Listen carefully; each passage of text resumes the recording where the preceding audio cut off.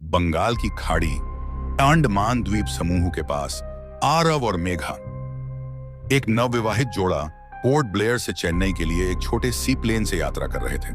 अचानक एक घनघोर तूफान आया। काले बादल, बिजली की गड़गड़ाहट और भीषण बारिश के बीच उनका प्लेन रडार से गायब हो गया। जब दोनों होश में आए तो खुद को एक छोटे जीवन रक्षक नाव, लाइफ बोट पाया। चारों ओर सिर्फ समुद्र, बिल्कुल सन्नाटा, और दूर कहीं एक अजीब सी आवाज, जैसे कोई फुसफुसा रहा हो।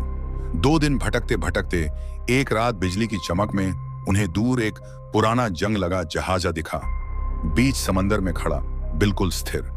जैसे ही वे जहाज पर चढ़े, उन्हें महसूस हुआ कि यह जहाज सालों से छोड़ा गया है। चारों ओर खून के धब्बे, जले हुए फर्नीचर, दीवारों पर संस्कृत में तांत्रिक मंत्र खुदे हुए थे।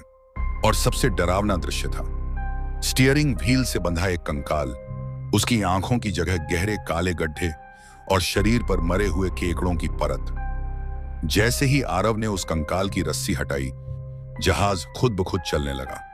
चारों ओर कोहरा, बारिश और एक महिला की डरावनी चीखें। मेघा को अचानक लगा जैसे कोई अदृश्य ताकत उसके अंदर उतर रही हो। अचानक जहाज का सारा पानी लाल रंग में बदल गया और सामने प्रकट हुई एक आत्मा, भीगे बाल, सड़ी हुई त्वचा, मुंह से बहता नमक पानी और आवाज में झर।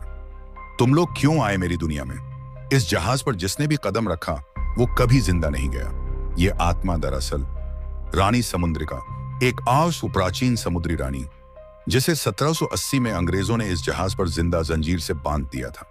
उसने शपथ ली थी, जो भी प्रेमी जोड़ा इस जहाज पर आएगा वह उसकी आत्मा के लिए बलिदान बनेगा। अगली सुबह एक मछुआरा उस पुराने जहाज को बहता हुआ देखता है। जहाज की मेटल प्लेट पर ताजा खून में लिखा होता है, प्रेम जब शापित आत्मा से टकराता है, मौत भी हमेशा की नहीं होती।